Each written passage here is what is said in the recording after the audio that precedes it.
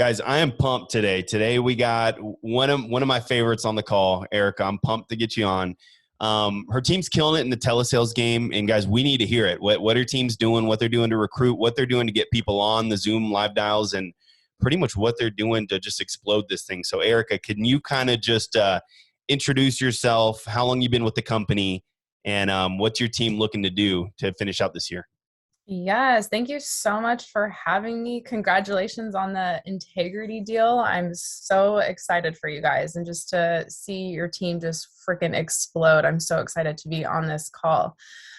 So I've been with FFL for, it's been 7 months already. It's crazy how time has just flown by. I feel like I just started. Came prior from another insurance company. Long story short, wasn't sure if I even wanted to be in the insurance industry anymore. I was just so burnt out. And the thought of starting a team and doing everything all over again was just exhausting to think about.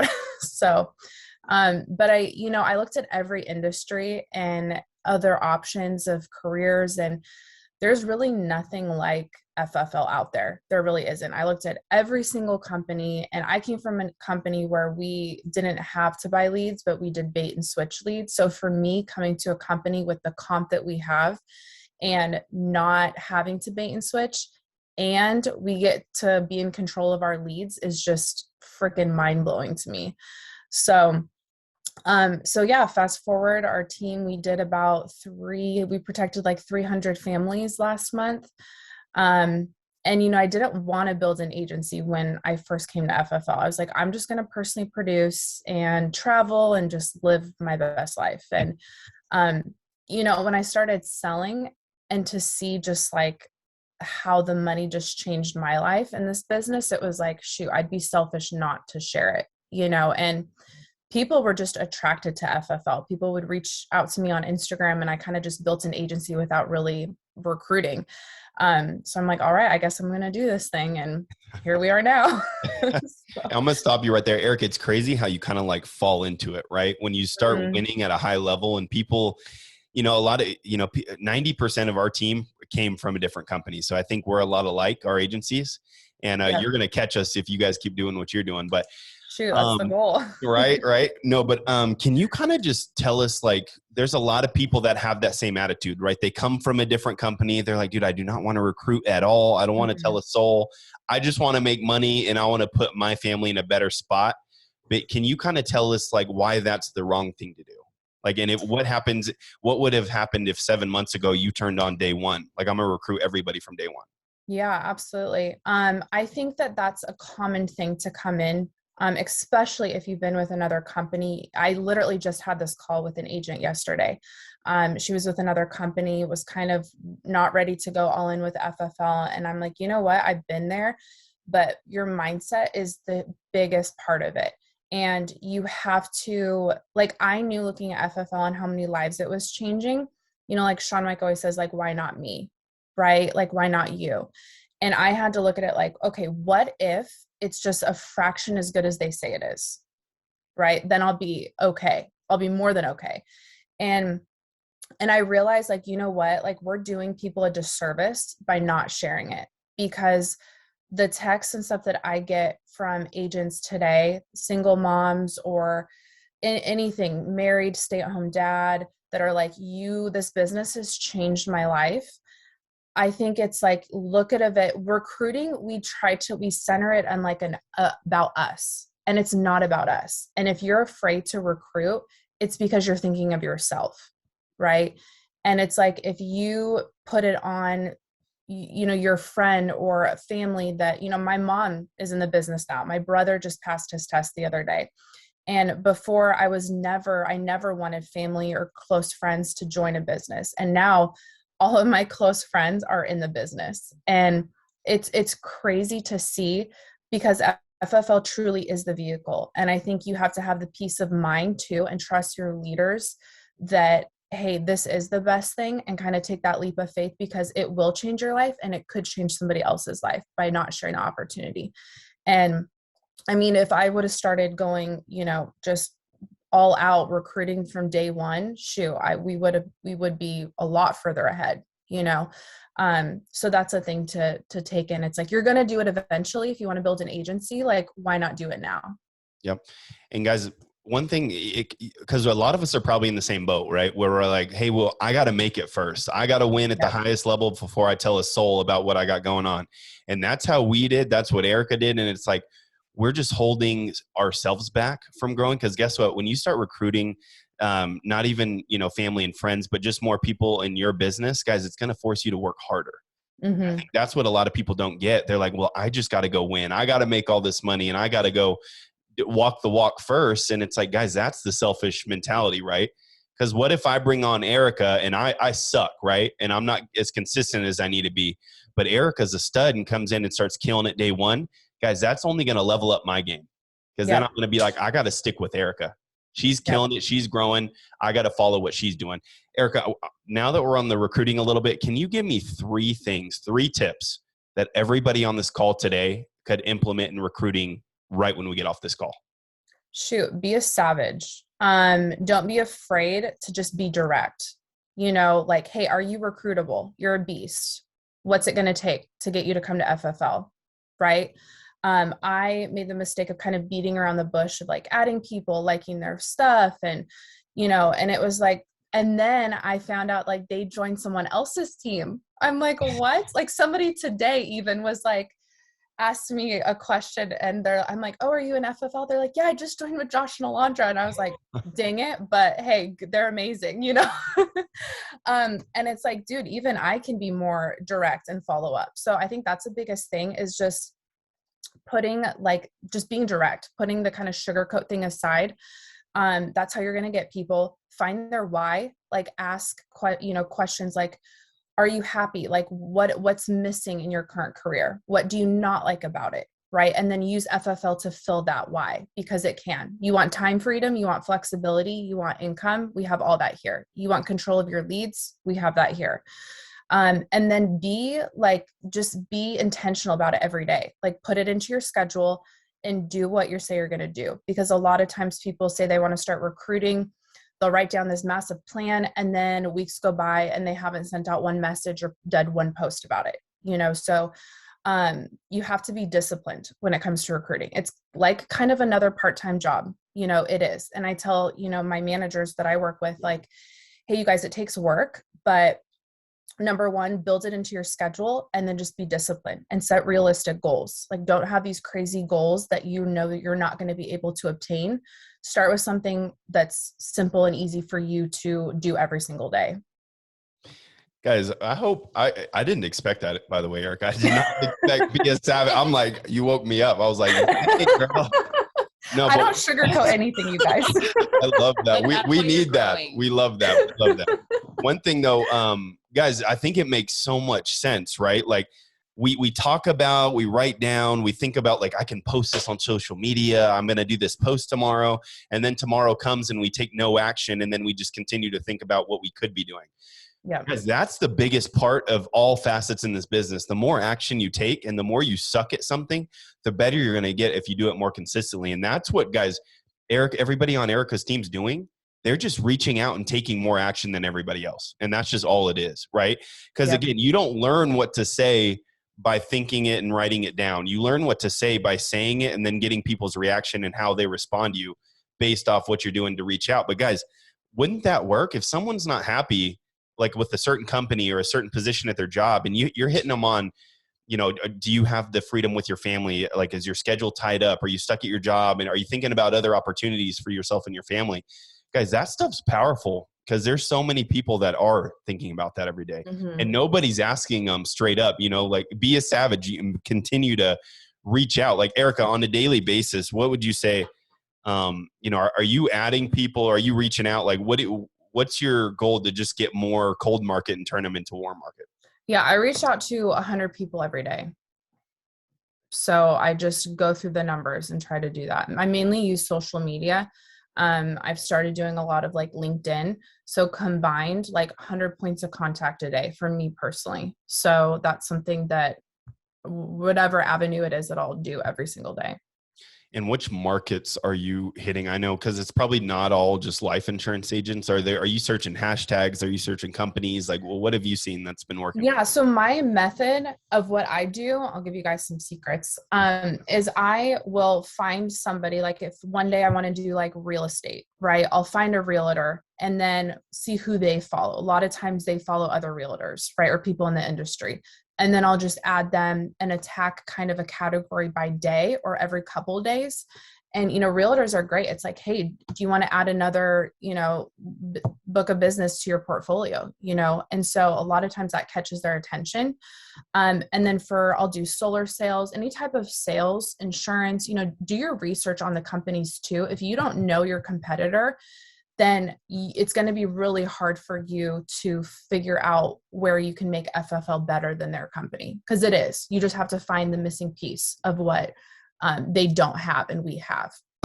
So I'll do that a lot. I'll just kind of go on a rabbit hole of just who they follow and then do the same thing. And so a chain effect, and I'm on, 20 per people down's Instagram profile. So there's so many people out there. So I do that a lot. I haven't really search the hashtags on that. I kind of just do it by just finding people based on they follow and careers and stuff like that. Guys, I hope you're taking notes because, again, this is stuff like literally right when you hop off the call in between your dials, you can just be doing this on Instagram because it's free, guys. It's free. A lot of people are like, I got to go get a recruiter. I got to do all that. Well, guys, go do it yourself first. You got to be the best recruiter on your team because that's how you teach more people how to do it. So, yeah, we've done everything ourselves. I'm just now looking into hiring a recruiter, but I've done everything myself because it's your business. Nobody can explain the business as good as you can. You're always going to be your biggest recruiter. Yeah. I wanted to ask, not only are you bringing in a bunch of agents, but you're also getting them going very fast. What expectations are you setting for them right when you come in? What does that onboard look like to get them selling their first deal? Yeah. So pretty much what they do is after they pass their test, they get contracted. They do, our training boot camp. However, each team has a different training course that they do. And then literally once they have a couple carriers and can start writing business, like they're on Zoom, they're watching 10 presentations. So they're popping in, it takes them 2 days to get to that. And then when they're done with that, the next day they're buying leads and they're selling. So like my manager, Dima, was texting me like, for guy's first dial day, he was so nervous today. And he's like protecting a family right now, so, and the Zoom platform is great. Like, do you guys have like a Zoom? Like if people aren't plugging in on the Zoom that are doing telesales or even a hybrid, like, I don't know what you're doing. Like you're not going to be successful here. Like, it's not a coincidence that everybody that's on our Zoom is selling.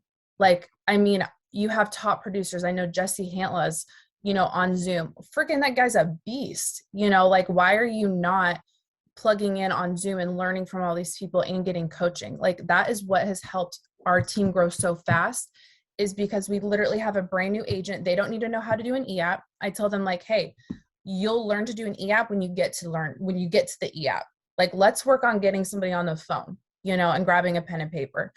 And so I go like this, like, mute the client. Okay, perfect. This is what to say. This is, if they're stuck, walk them through how to fill out an e-app. And you're literally getting agents, protecting families their first week out in the fields. So that's really helped us. The Zoom platform, I mean, having people plug in, that's been the biggest game changer.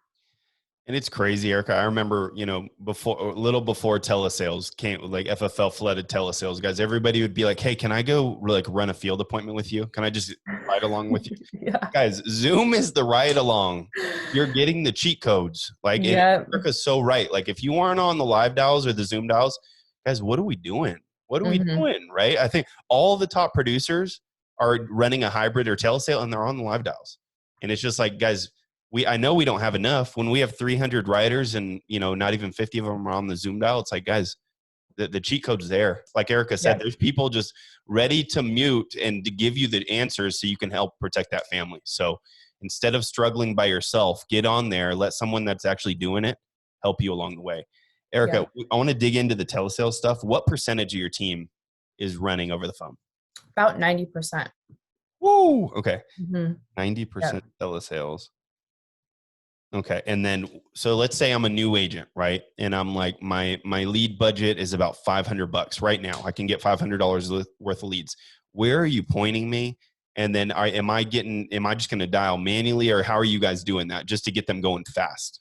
So I make phone burner like a requirement. Like if you aren't going to have phone burner, like don't even bother dialing. So that's the biggest thing. If they have $500 and have them get phone burner, okay, you have $400, right? The 1 month leads are what, $3-4. I have them go get 100 of the 1 month then.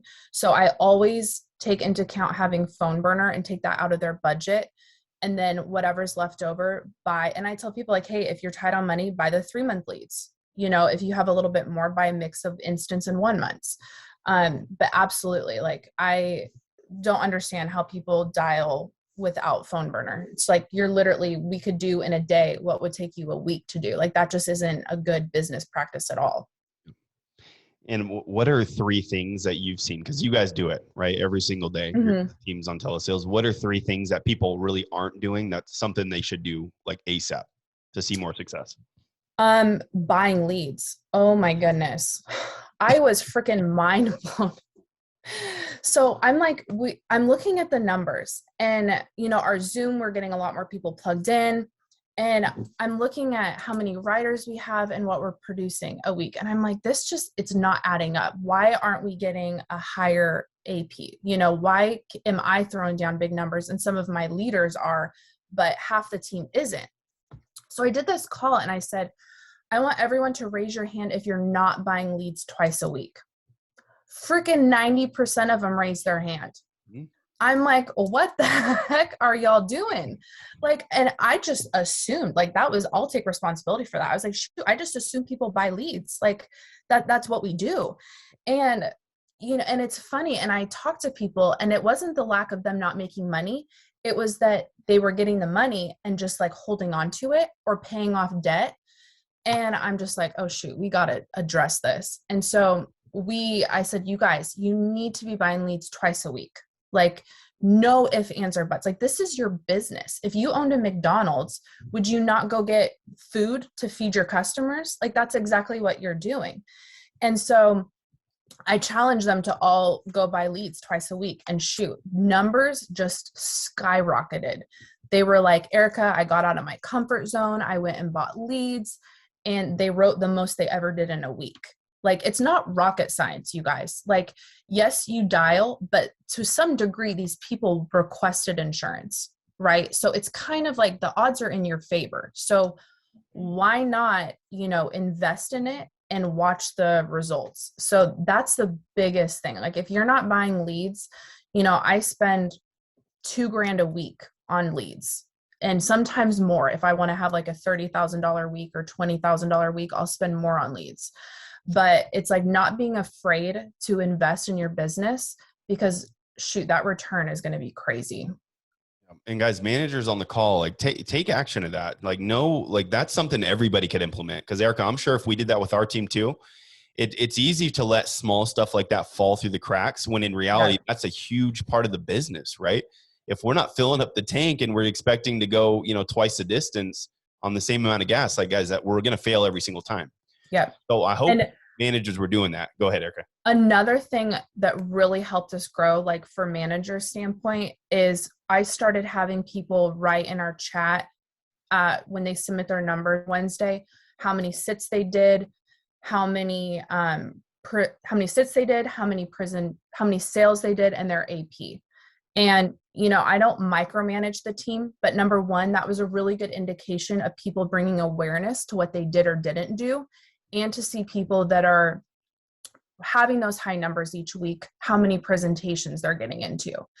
And it's an area for opportunity of like, hey, and I say, hey, if anyone needs help or wants to do a coaching call about your numbers, if you're not happy with them, give me a call, or call your manager and let's talk about it. That really has helped us. We started doing that for the last month. And it's held people accountable too. They're like, shoot, this is embarrassing. I only did, 3 presentations, and it's like, you're on Zoom every day. That was when I found out the lead problem. Cause I'm like, dude, these people are on Zoom every day. What are you doing all day? I was legit confused. And so, so that's something that's helped us to be able to kind of track, and it's helped motivate everybody to kind of step up their game too.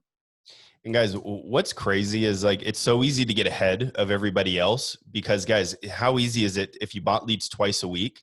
What I would do if I'm a newer agent, I would send my lead receipts to my manager or my upline. Because guess what? That's going to tell me as a manager that agent's serious about being successful here. And if they're on the live dials, guys, and about 30% of the team's on there consistently getting better, I'm going to want to work with that agent as a manager. So if they have a bad week and they need some help with leads, guys, as a manager, do you think I'm going to question purchasing some leads for them if they're on there doing the right work consistently? It's the agents that don't do anything, that purchase leads once or twice a month and expect to be producing 20 to 30 families protected a month, that want to complain the most. So guys, take some accountability, get on the live dials, buy leads twice a week, and let your work ethic just have at it, guys. Be a savage, right, Erika? Yes, be a savage. Carriers. What carriers are your agents writing? What's been the easiest for you guys for telesales? And do you guys stick with a certain like 3 or 4, or what are you seeing? Yeah, so I have like a list in order of what we do. We go with Americo first, 100%. If they can qualify for Americo, run them through Americo. If it's whole life, we'll do Aetna next, AMAM, and then we try to stay away from mutual. And then we do like AIG is last resort. So that's kind of for whole life. For term, we'll do Americo, John Hancock, AMAM, and then last case would be mutual. I should have definitely had you on earlier. We went over the 4 A's, right? Like literally the 4 A's. America, and I wrote that down.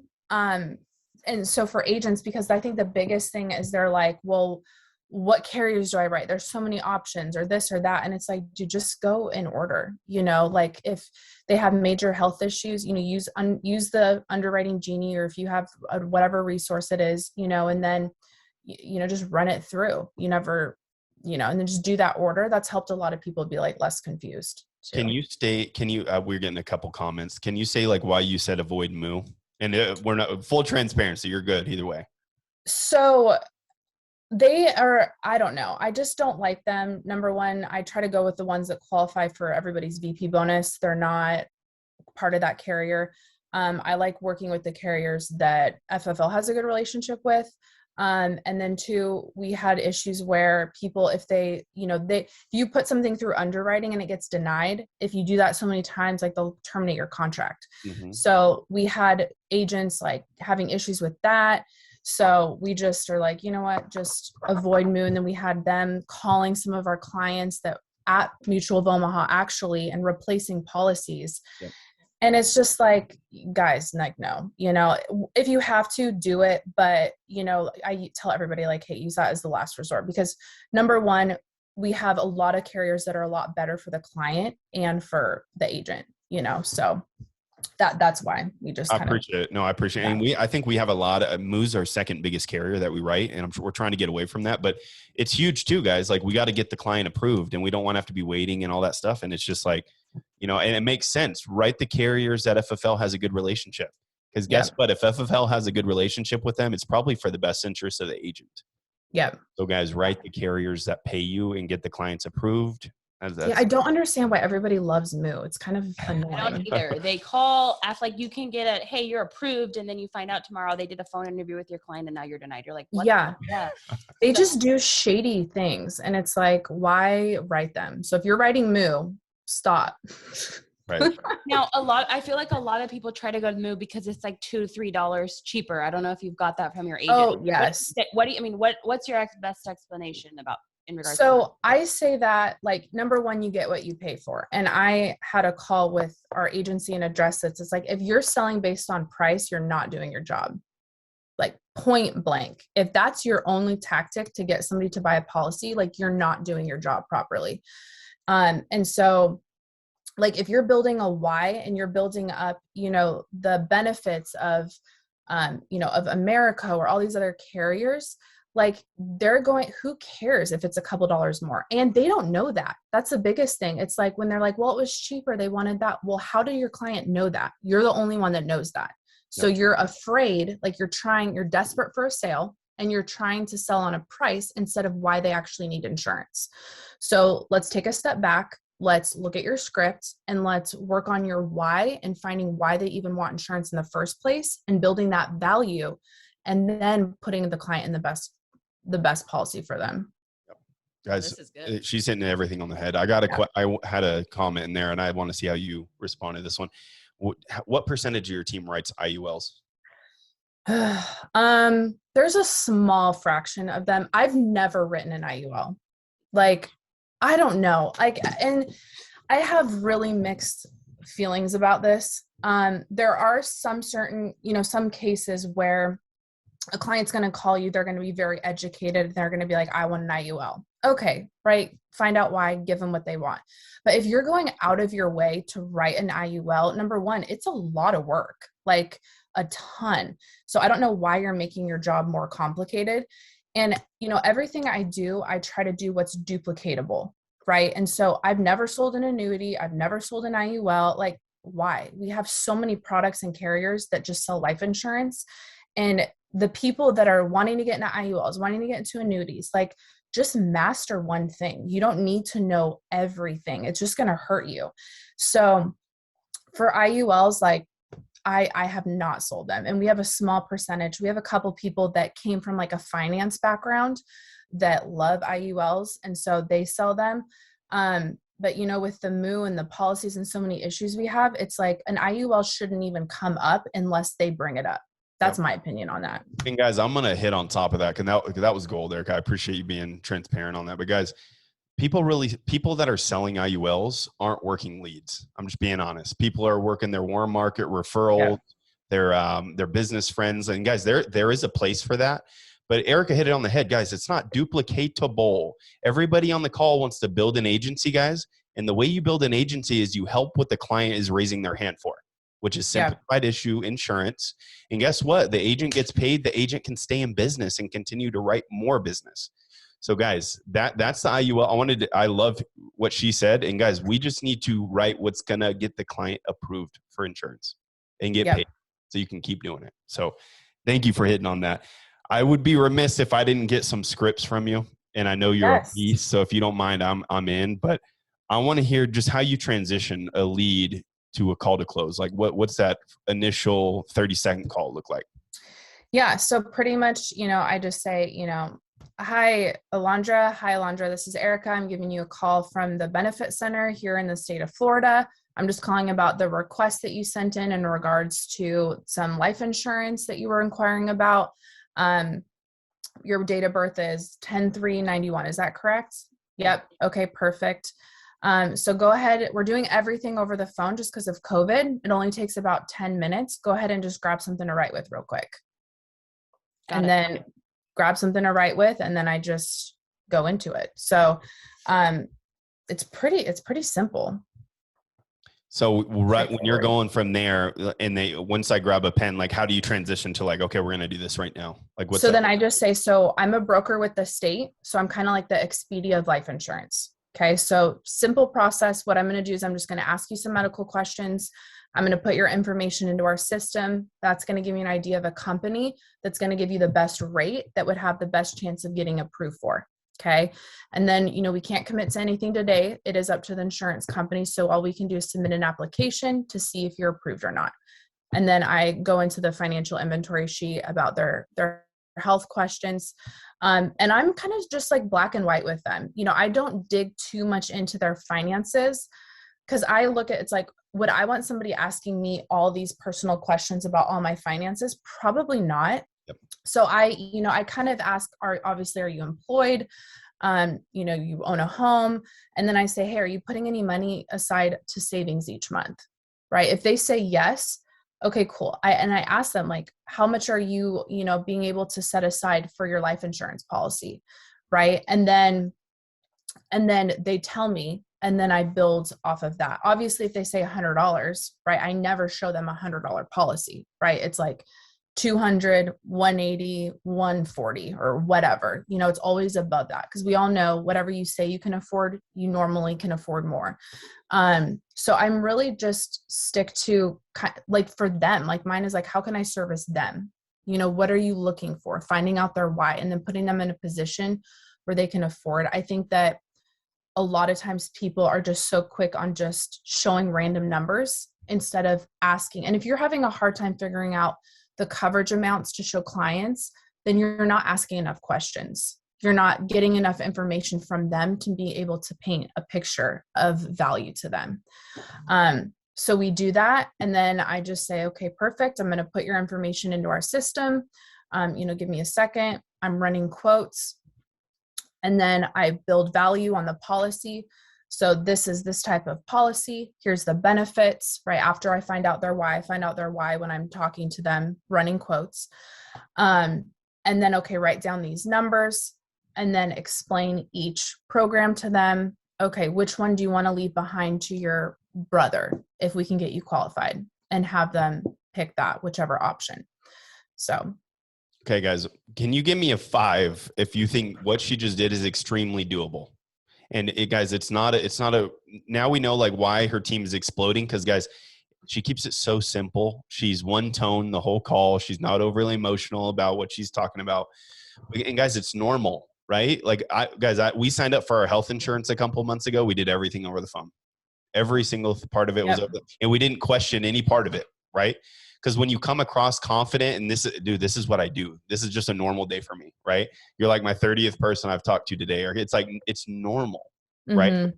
So make it normal. Like, don't make it awkward, and I've had people be like, yeah, I just don't feel comfortable doing things over the phone. Hey, John, I totally understand. It's kind of weird for me too. Like we used to go meet in person with clients, and now, the world we live in, COVID, shoot, you refinance your house over the phone. Like it's bizarre to me too. So go ahead and grab that pen and paper, Can you say that one more time? Because that was really good. Say that one more time. So I say, hey, John, I get it. It's weird to me too. But, we used to go see people, in person and meet with them face to face. But since COVID happened, things switched up. Now we do everything over the phone. Like I'm not used to it either. Shoot, we refinance our house over the phone these days now too. So, go ahead and grab a pen and paper just so we can get this taken care of. Guys, gold. If you're not using it, use it. That was so straightforward. And guess what? She's not lying. She's not lying, right? It's facts. People do everything remotely now, right? Virtual doctor's appointments, they're doing everything over everything. Yeah. So good. Okay. I think I hit all my questions. Erika, do you got anything? I just wanted to comment. You can just tell, like, you're just so confident and direct, and that's why people take action. You're not confused, and you're guiding them in everything that you're saying. And that I'm guiding them to the right thing, and I'm going to show them the right thing. So, there is no question why you aren't writing 20,000 every week. And it's so simple what you're doing. And I think a lot of us sometimes tend to overcomplicate it. And if we just take a step back and be like, okay, am I really on Zoom dialing the whole day? Like, no, I'm not working. Am I really running the appointments I should? Am I spending the money that I should be on leads? No. So how can you expect to get the results if you're not putting in the work? So Absolutely. I'm just super grateful that you shared with everything that you're doing, because it's not anything special. Everybody does the same thing when they get on, but sometimes it just hits different. So I'm just super glad you were able to jump on and just show us how simple you're keeping this dang thing. Yeah, thanks so much. I got one more for you. Yes. Give me a schedule of the successful people on your team that's running telesales. What's their schedule look like? What time do they start? How many dials? What are they pushing for? So typically they start at 8:00 Pacific time, and they get about 600 to 700 dials in each day. So however long, that takes them, they'll take, an hour lunch break, and then they're on till, 5 or 6 is typically what most people do. And they're getting that activity. That's the biggest thing, is the activity, is putting in the activity and having leads to dial and sticking to a schedule. That's the biggest thing. Like, I'm on Zoom every morning by 7:30. Like if I'm not on Zoom, like I'm dead if you haven't heard from me, Yep. Like I post, hey, won't be on till this time, but I'm on Zoom every day. Like be consistent. Yep. And whether you write you protect 5 families the day before or 0 the day before, show up the same time the next day. That's like the biggest thing. I see so many agents like have some success, make some money, and then they peace out for 2 weeks, 3 weeks, and it's like, what are you doing? So that's the biggest thing. Be consistent in your schedule every day, regardless of how the day before went. Yep. And Erika, real quick, how many riders did you have on FFL Blessing last month? Riders, I think we had 54. 54. And how many are on your live Zoom dials every day? Shoot, like 25. Okay. So guys, dang near about 50% of her team is on live dials. We should have a 150 on every single day. And imagine how much better you would get hearing everybody do their scripts. Because guess what? Me hearing Erika, that's something I would implement right away. But if you're hearing so many other people dial and actually work, because guys, that's what weeds everybody out. I think people don't show up because they don't have leads to dial, and they're just going to get on there and not dial because they have nothing to work. Yeah, guys, exactly. Get the leads, man. Get the leads. Erika, can we give her some love, guys? Show Erika some love, guys. This was huge. I got a lot out of this. I'm sure Erika, we have 200 people on the call.